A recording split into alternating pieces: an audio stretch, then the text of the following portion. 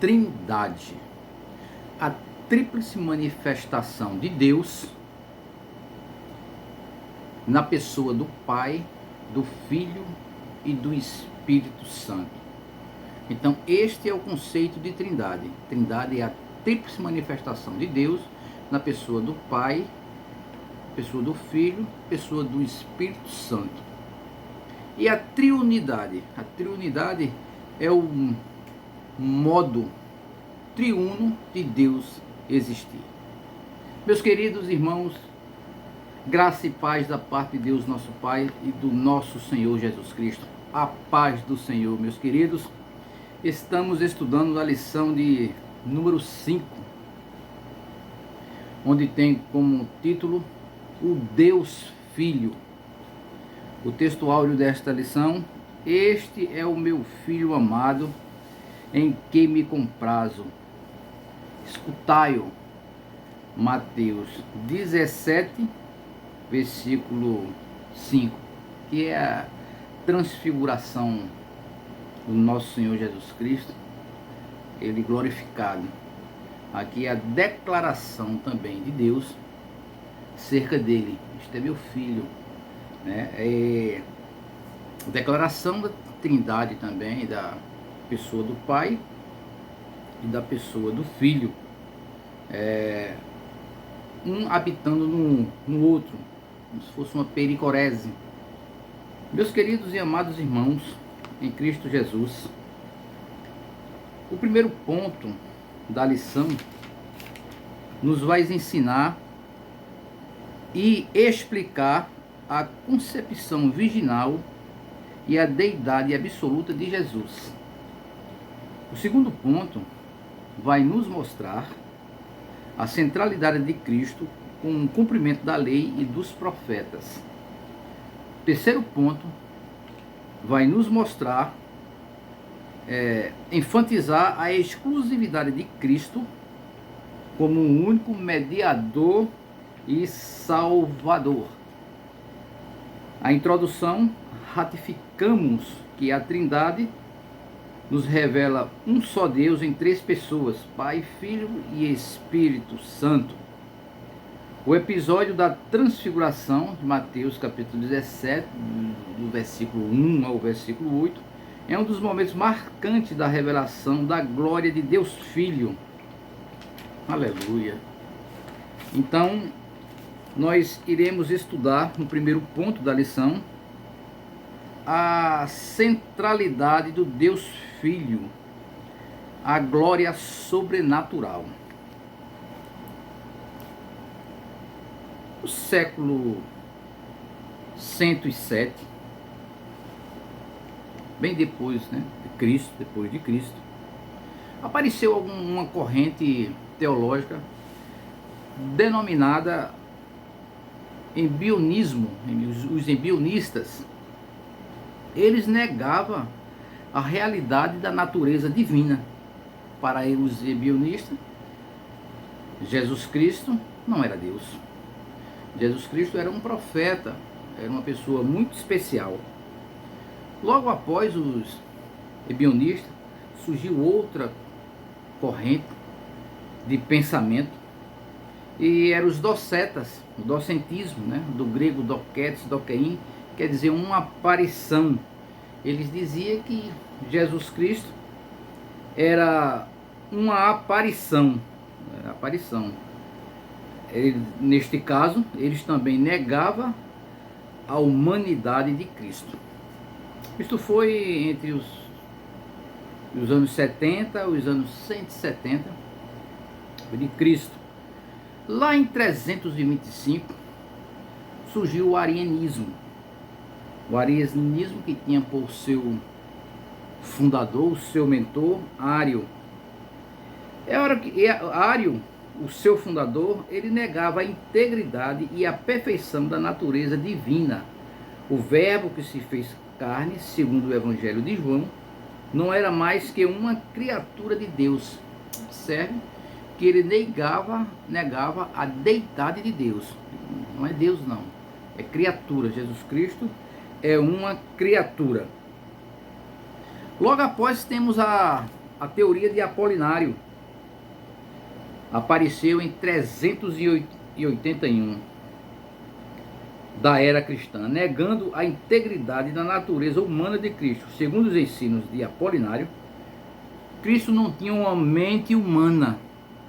Então, se ele não tem uma mente humana, também está negando a humanidade de Cristo, a integridade da humanidade de Cristo. Depois vem Nestório. Esta teoria apareceu em 431, como o próprio Nestório, seu fundador, que ele negava a união das verdadeira das duas naturezas de Cristo. Ele atribuía Cristo em duas partes.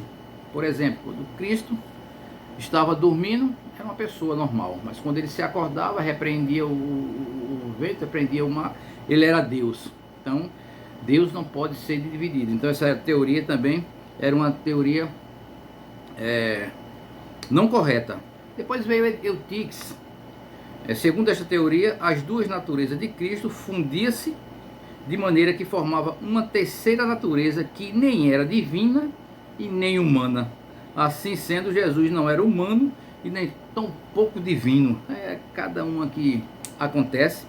Mas aconteceu, né, nesses pensamentos, né, dessas correntes teológicas. Mas o ensino bíblico é diferente.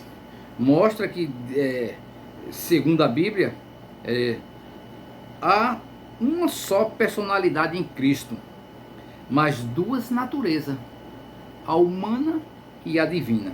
Vamos ver como se dá isso, uma pequena introdução. Observe a humanidade de Cristo. Existem textos bíblicos que provam que realmente Jesus, ele foi 100% humano, 100% Deus. Lá em João 8,40, acompanhe a leitura, abra a sua Bíblia, está escrito: porque agora procurais matar-me a mim, o homem que vos tenho falado, a verdade de Deus, que dele tenho ouvido. Abraão não fez isso, né? Então ele falou a verdade de Deus porque ele ouviu de Deus. Jesus Cristo, ele é Deus de Deus. Então ele chamou-se Deus e também foi chamado de Deus. Lá em Atos dos Apóstolos, está escrito, no capítulo 2, no versículo 22. Varões israelitas, escutais estas palavras: a Jesus Nazareno, varão aprovado por Deus entre vós, com maravilhas, prodígios e sinais, que Deus por ele fez no meio de vós, como vós mesmos sabeis. Aqui Pedro, ele está dizendo que Jesus Cristo é Deus. Lá em 1 Timóteo, capítulo 2, versículo 5, está escrito: porque há um só mediador entre Deus e os homens, Jesus Cristo, homem. Em Romanos 5,15 está escrito: e o dom pela graça, que é o de um só homem, Jesus Cristo, ambudou entre muitos. Que coisa linda, né? Essa é a parte B, porque na parte A está dizendo assim, olha: porque se pela ofensa de um morreram muitos, muito mais a graça de Deus e o dom pela graça, que é de um só homem, Jesus Cristo, ambudou em muitos. Está falando aqui sobre o pecado que entrou na terra, pelo que os nossos pais, Adão e Eva, desobedeceu a Deus. Então ele está dizendo, porque pela ofensa, né, pelo pecado de um, morreram muitos. O pecado entrou no mundo, assim, muitos morreram. Mas o dom pela graça, que é de um só homem, Jesus Cristo, ambudou em muitos, né? É uma prova que Jesus Cristo, ele era realmente o único mediador entre Deus e o homem, para haver essa reconciliação novamente com o Pai Eterno, com Deus. Jesus possui os elementos essenciais da natureza humana, isto é, um corpo natural e uma alma racional. Observe lá em Mateus, versículo 26, versículo 38, né, que ele tem os elementos naturais da natureza humana isto é, um corpo natural e uma alma racional. Veja bem. Então disse-lhes: a minha alma está cheia de tristeza até a morte. Ficai aqui e velai comigo. Jesus sentia tristeza. Ele sabia que o tempo dele já estava se aproximando. Então ele pediu aos seus discípulos, porque ele estava muito triste, estava angustiado, estava apreensivo, porque ele sabia que aquele momento estava bem próximo. Ficai aqui e velai comigo. Aquele episódio que Jesus ressuscita a Lázaro, no versículo 33, né, João 11, no versículo 33, está dizendo assim: Jesus, pois, vendo-a chorar, e os judeus que com ela vinha também chorando, moveu-se muito e espírito perturbou-se. Jesus emocionou-se, Jesus ficou perturbado, né? Isso é uma essência de uma pessoa, a natureza humana de Jesus aflorando aqui neste versículo. Está lá em Lucas 24, 39 também está escrito: vede as minhas mãos e os meus pés, que sou eu mesmo. Apalpai-me vedes, pois um espírito não tem carne e osso, como vedes que eu tenho. Ele está mostrando, né, o discípulo, a sua natureza humana, a carne, né? Mas Jesus também tinha poderes característicos que pertenciam à natureza humana. Lá em Mateus capítulo 2, capítulo 4, versículo 2: e tendo jejuado 40 dias, 40 noites, depois teve fome. Poderes característicos à natureza humana: ter fome, ter sede, sentir cansaço. Sentiu o cansaço, e eis que no mar levantou-se um temporal tão grande que o barco era coberto pelas ondas. Ele, porém, estava no barco dormindo. Está escrito lá em Mateus capítulo 8, versículo 24. Jesus, a natureza humana dele. Jesus, ele sentia sono, Jesus sentia cansado. Observe, estava ali a fonte de Jacó. Jesus, cansado do caminho, assentou-se junto à fonte. Jesus cansado, quando ele foi lá para conversar com aquela mulher samaritana. Depois, sabendo Jesus que todas as coisas estavam acabando, para que as escrituras se cumprissem, disse: tenho sede, né? Ele já sabia que tudo ia acontecer, ia terminar o seu ministério. O Calvário estava próximo, aquela morte vicária estava próxima, aquela morte substituta. Então ele disse: tenho sede. Aqui. Depois, sabendo Jesus que já todas as coisas estavam acabadas, para que as escrituras cumprissem, tenho sede. Foi naquele momento que colocaram o vinagre na boca do mestre. Jesus também amava, sentimento, é uma de natureza humana também. Jesus, olhando para ele, o amou e lhe disse: falta-me uma coisa, vai e vende tudo quanto tem e dá aos pobres, e terás um tesouro no céu. Jesus falou isso, aquele jovem rico, né? O jovem rico lá em Marcos capítulo 10 e versículo 21. Jesus passou por tudo que nós passamos, mas ele não pecou, porque naquilo mesmo, sendo tentado, padeceu, pôde socorrer aos que são tentados, né? Então ele pôde socorrer aos que são tentados. Ele sofreu, Satanás tentou ele, mas ele não pecou. Respondeu a Satanás só com as escrituras, mas ele passou por tudo que nós passamos. Lá em Hebreus 5, versículo 8, está escrito: ainda que era filho, todavia aprendeu a obediência pelas coisas que padeceu, né? Ele aprendeu a obedecer, a obediência, o dia a dia de Jesus. Jesus também morreu.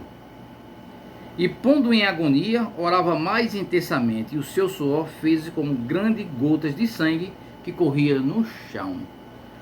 Está lá em Lucas 22, 44. O sofrimento do mestre foi tão grande, o estresse dele foi tão grande, que ele suou sangue. Mas não foi pequenas gotas de sangue, foi grandes gotas de sangue. Tá bem? Mas vindo Jesus e vendo já mortos, não quebraram as pernas. Isso era para que aquela profecia se cumprisse. Agora vamos ver a integridade da natureza humana de Cristo. A natureza humana de Cristo foi sobrenaturalmente concebida. E disse Maria ao anjo: como se fará isto? Pois não conheço o varão. E respondeu o anjo e disse: descerá sobre ti o Espírito Santo, e a virtude do Altíssimo te cobrirá com as suas sombras, pelo que também o santo que de ti há de nascer será chamado Filho de Deus. Jesus foi milagrosamente concebido, sobrenaturalmente concebido pelo Espírito Santo. Foi um ato miraculoso da parte de Deus para enviar o seu Filho ao mundo. O Deus novamente está no tabernáculo. Deus novamente está no tabernáculo. Tabernaculou novamente. A natureza humana de Cristo sempre se revela livre de depravação, sem pecado. Certa vez ele disse, lá em João 8,46, quem dentre vós me convence de pecado? Se digo a verdade, porque não credes. Santo, porque não temos um sacerdote que não se compadeça de nossas fraquezas, mas um como nós. Tudo foi tentado, exceto sem pecado. Jesus não pecou. Então nos convinha um sumo sacerdote como esse, diferentemente dos sacerdotes da antiga aliança, que oferecia aquele sacrifício pela propiciação dos pecados, mas que depois todo mundo voltava para pecar, e aquilo tinha que ser feito todo ano novamente, aquele sacrifício. Jesus não. Jesus Cristo foi o último sacrifício, o nosso supremo, o nosso divino sacerdote. Lá em Hebreus capítulo 7, versículos 26, está escrito: porque nos convinha tal sumo sacerdote, santo, inocente, imaculado, separado dos pecadores e feito mais sublime do que os céus. Aquele que não conheceu o pecado, fez os pecados por nós, para que nele fôssemos feito justiça de Deus. Aleluia. Mas com o precioso sangue de Cristo, como de um cordeiro imaculado e incontaminado. 1 Pedro 1,19. Então ele foi 100% homem, 100% Deus. O Novo Testamento, ele esclarece muito claramente a deidade do nosso Senhor Jesus Cristo. Mostra realmente, nas páginas da Nova Aliança, que Jesus Cristo realmente é Deus. Observe algumas passagens. Em verdade vos digo, que antes que Abraão fosse feito, eu sou. Está lá em João 8,58. Então o nosso Jesus Cristo, ele é eterno. Não foi criado, como pensaram algumas correntes teológicas. Não, ele é o Deus incriado. Ele é igual ao Pai. Ele é Deus de Deus, mesma essência, mesma substância.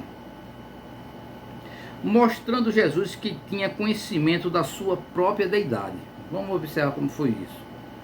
Ele falou certa vez, lá em João 3, versículo 12 a 13, a Nicodemos: se vos falei das coisas terrestres e não credes, como crereis se vos falar das celestiais? Lá está lá em João 3, versículo 12 e 13. Então ele está dizendo, como se eu for falar das celestiais? Por quê? Porque ele é eterno. Ele é Deus. Então ele sabe das coisas celestiais. Então o Nicodemos ele não iria compreender. Disse Jesus: estou há tanto tempo convosco e não me tendes conhecido, Felipe? Quem vê a mim, vê o Pai. E como dizes tu, mostra no Pai? Não credes que eu estou no Pai e que o Pai está em mim? E as palavras que eu vos digo, não as digo de mim mesmo, mas o Pai que está em mim é que faz toda a obra.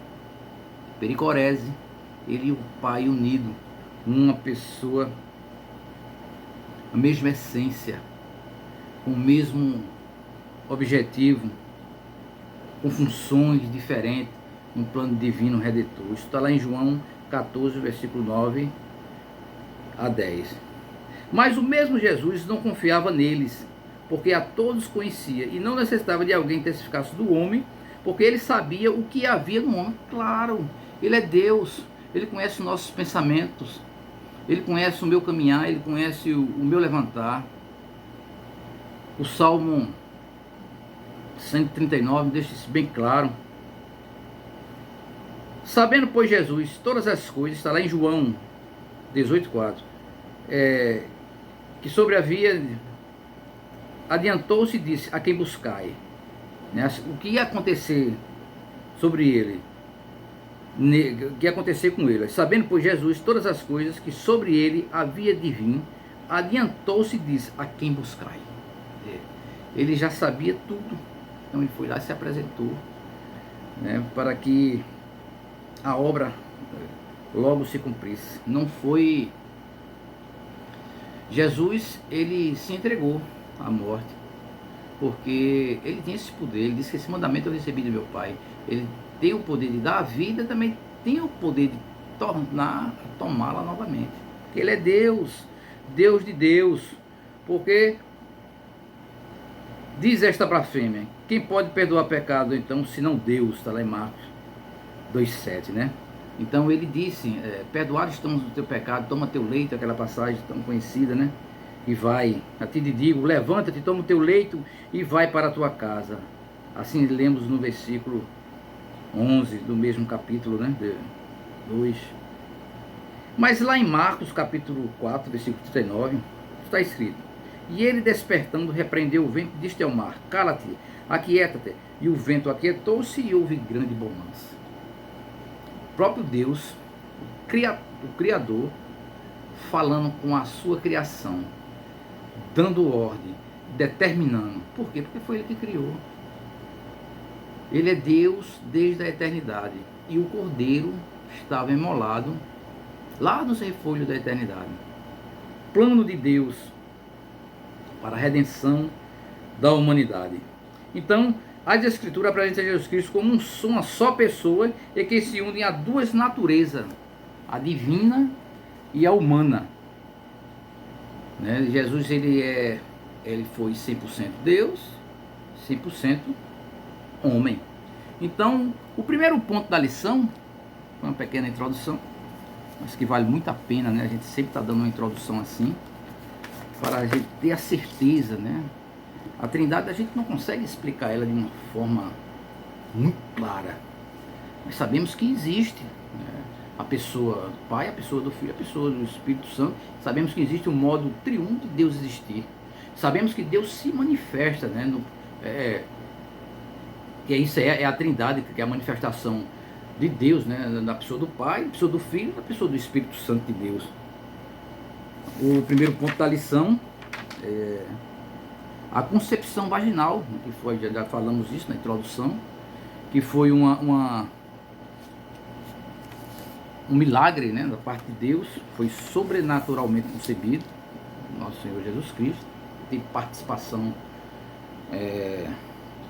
de José, foi o Espírito Santo, foi uma obra miraculosa.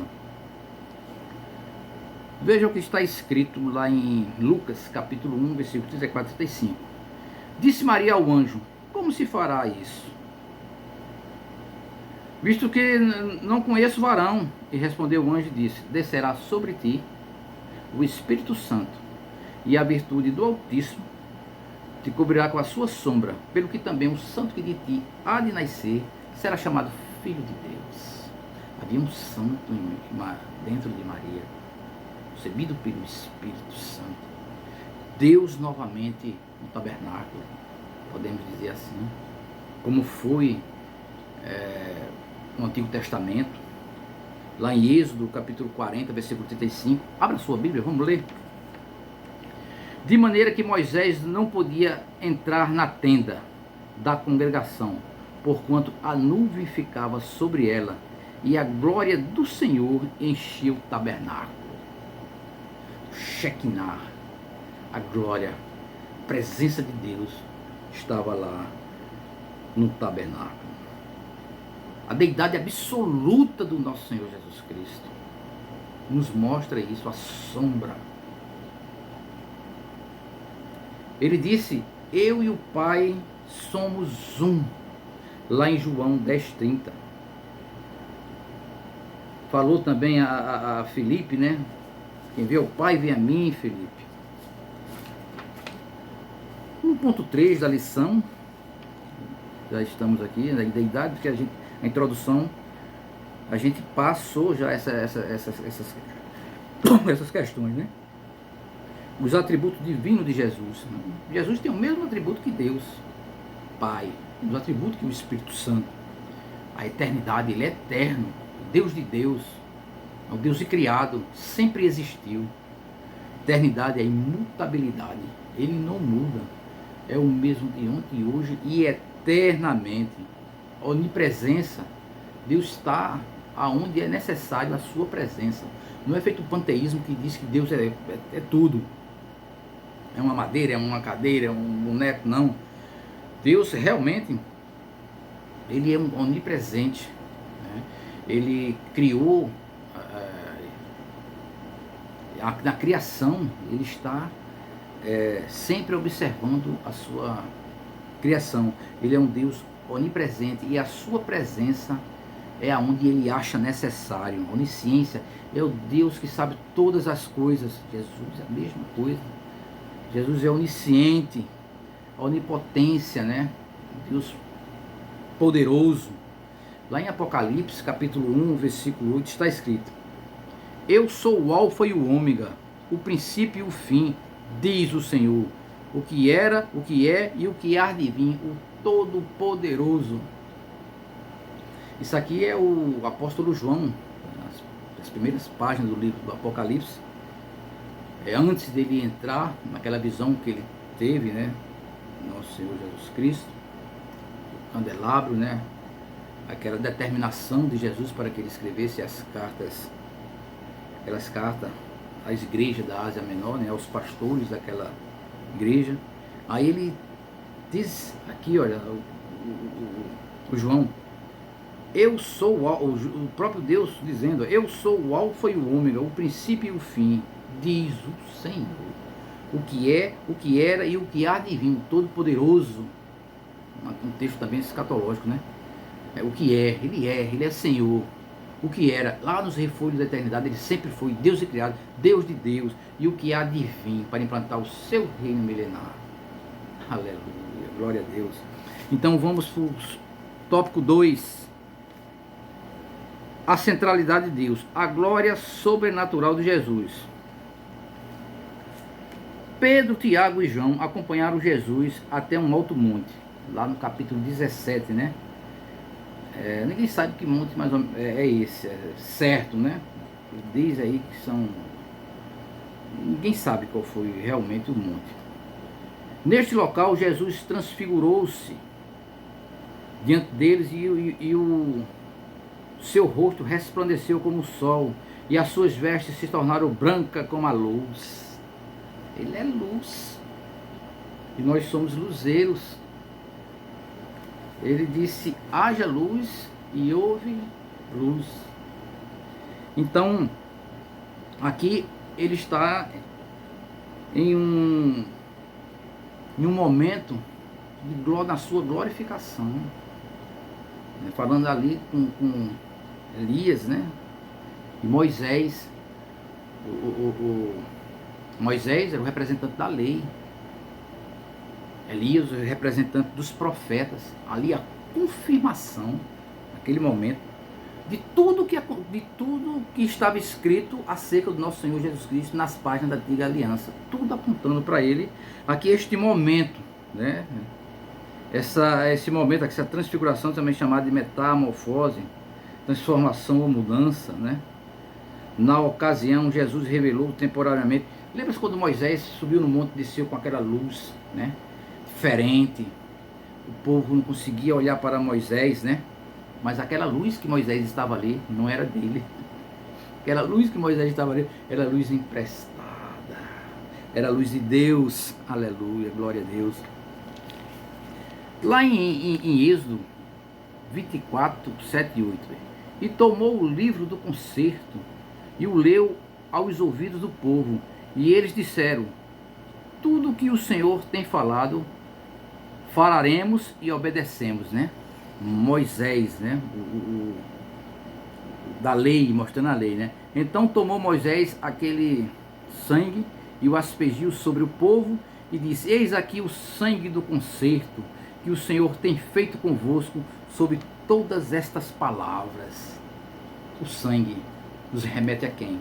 A Jesus Cristo. Aquele sangue que foi derramado lá no Calvário. Aquele sangue que foi a propiciação pelos nossos pecados. Precioso sangue de Jesus Cristo, como de um cordeiro imaculado. Aqui já estava apontando para Jesus Cristo. Realmente o tema das Escrituras é Jesus Cristo. A aprovação divina do Pai. O Senhor ia diante deles de dia, numa coluna de nuvem, né? Para os guiar pelo caminho. E de noite, numa coluna de fogo, para os alumiar, para que nenhuma coisa lhe acontecesse, né, durante a noite. Então, Jesus disse: eu sou o caminho, a verdade e a vida. Então, o caminho é Jesus. Se nós estamos na videira, enxertados na videira, então nossa noite, ela vai ser uma noite iluminada. Aleluia. E o nosso caminho vai ser sempre desembaraçado. Por quê? Porque Jesus, ele é o caminho, a verdade e a vida. Então, se você seguir este caminho, que é a verdade e a vida, que é Jesus Cristo, que é o Deus encarnado, então você não tropeçará com o seu pé em pedra. Aleluia, glória a Deus. Então, já o profeta, né, Elias, ele representava Deus diante dos homens, diferentemente do sacerdote, né, que representava os homens diante de Deus. Então, ali é uma representação também de tudo que os profetas falaram acerca de Jesus. Então, Elias estava ali representando a lei. Jesus disse: eu não vim destruir a lei, né, vim abrogar, mas cumprir a lei. Meus amados e queridos irmãos, já estamos aqui no tópico 3 da nossa lição, já concluindo, né? A missão redentora do seu Filho. O Filho como revelação suprema. A transfiguração é marcada também por uma ordem direta do Pai acerca do Filho. Escutai-o. Você tem que escutar o que foi que Jesus Cristo falou quando implantou o seu reino na terra. Nós temos que observar os evangelhos. Então é uma determinação de Deus para os discípulos que ali estavam. A ele escutai-o. Isso transpassa para a gente também. A gente ganha também esta determinação divina para escutar o nosso Senhor Jesus Cristo. A declaração reflete a profecia de Moisés. O Senhor teu Deus te despertará um profeta no meio de ti. Teus irmãos como eu. A ele ouve o que Jesus Cristo, ouve a Jesus Cristo. Então esse texto de Deuteronômio 18:15 também está apontando para o nosso Senhor Jesus Cristo. Lá em João, uma passagem bem conhecida dentre os irmãos, João, no princípio era o Verbo, né? O Verbo estava com Deus, o Verbo era Deus. Todas as coisas foram feitas por Ele, e sem Ele nada do que foi feito se fez. Ele estava a vida, e Ele era a vida dos homens. Então, no princípio Ele estava com o princípio, porque Ele é eterno, Ele é antes de tudo. Ele disse isso na sua oração sacerdotal. Ele disse: Pai, chegada a hora, glorifica teu filho, para que também o teu filho glorifique a ti. Assim como me deste poder sobre toda a carne, para que lhes dê vida eterna. A vida eterna é esta: crer em ti como o único Deus verdadeiro e a Jesus Cristo a quem enviaste. Pai, eu glorifiquei na terra, consumando a obra que me deste a fazer. Agora glorifica-me tu, ó Pai, com aquela glória que tinha contigo antes que o mundo existisse. Aleluia. Jesus Cristo é eterno. Aleluia. Jesus Cristo é Deus de Deus. Aleluia. Glória a Deus. Muita gente diz, olha, às vezes quando um professor de EBD diz, quando está ministrando uma aula, aleluia, glória a Deus, é porque não tem o que falar. É não, meu irmão. Muitas vezes é para glorificar mesmo, como eu estou glorificando aqui. Glorificado seja o nome do nosso Senhor Jesus Cristo. O apóstolo Paulo, ele escrevendo a sua carta, né, aos Romanos capítulo 11, né, ele cai também em uma oração, uma doxologia, né? Ó profundidade do amor de Deus, né? Quem conheceu a mente do Senhor, quem foi seu conselheiro, quem primeiro lhe deu para... Pronto! É o que acontece também conosco quando estamos lecionando, estamos ministrando. Diferentemente você dizer, pega aí na mão do seu irmão, balança aí o seu irmão, dê uma chacoalhada aí na cadeira, dê um pulo para trás, deixa o pulinho para frente. Não, aqui eu digo glória a Deus, porque o versículo fala dentro de nós, mexe conosco, porque não é uma carta que foi escrita por homem, é divinamente inspirada por Deus, é do céu, toda a escritura. Então vamos concluir a lição, a sinopse desse terceiro ponto. É bom a gente ler. Cristo é o único mediador e salvador. Sua missão redentora é exclusiva e plenamente suficiente. Jesus Cristo é suficiente. Ele é o nosso redentor. Ele é o nosso salvador. Ele é o nosso mediador. Ele ainda é o nosso sacerdote, supremo divino sacerdote, está à destra de Deus, intercedendo por nós.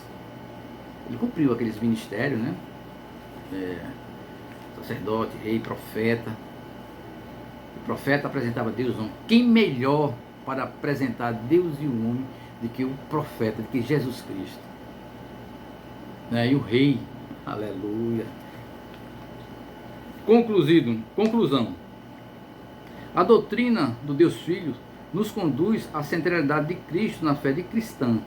Sua divindade, glória e missão redentora revelam o coração do Pai e o agir do Espírito Santo. Eles agem junto, cada um com o seu propósito, cada um com sua missão. Eles têm uma missão, né? Eles têm um modo diferente de agir, mas para o nosso bem, para a redenção da humanidade. E Ele, o Verbo eterno, feito carne, o único que pode reconciliar o homem com Deus. Por isso devemos reconhecê-lo como Senhor absoluto, prostrar-nos em adoração e ouvi-lo e segui-lo em obediência e reverência e retidão. Olha, Jesus Cristo não é homem como Paulo, não, porque ele é Deus homem. E ele não é Deus como Deus. Por quê? Porque ele é Deus homem. Louvado seja Deus, que com seu amor e a sua tão grande misericórdia, aquele tão grande amor, né, amor incondicional, enviou o seu Filho unigênito para todos aqueles que nele creem, não pereçam, mas tenha a vida eterna. O nosso reconciliador, o nosso rei, o nosso profeta, o nosso sumo divino sacerdote. Porque nos convinha tal sumo sacerdote, santo, inocente, imaculado, separado dos pecadores, feito mais sublime que os céus. Ele é mais sublime do que os céus, porque ele é quem cria, ele é o verbo, ele é o criador, ele estava lá no princípio com Deus, todas as coisas foram feitas por ele, e sem ele, nada do que foi feito se fez. É pela fé que entendemos que o mundo foi criado, por Deus, de maneira que aquilo que a gente vê não foi feito do que é aparente. Então, não havia matéria, era o vácuo. E Deus disse, haja, o verbo, aleluia. Então, meus amados irmãos, que bom, que lição maravilhosa. A próxima lição é o Filho como verbo de Deus, né? O verbo encarnado. É a lição de número 6. O Senhor nos abençoe.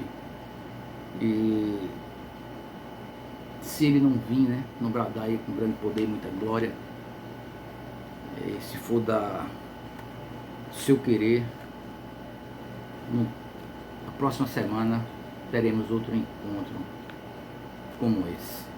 Preciso de vossas orações. Me apresentem em suas orações. Não é fácil, veja, uma simples aula ministrada, mas que às vezes se levanta muita coisa contra esse pequeno ministério. Me apresente em suas orações. Amém? Deus abençoe a todos.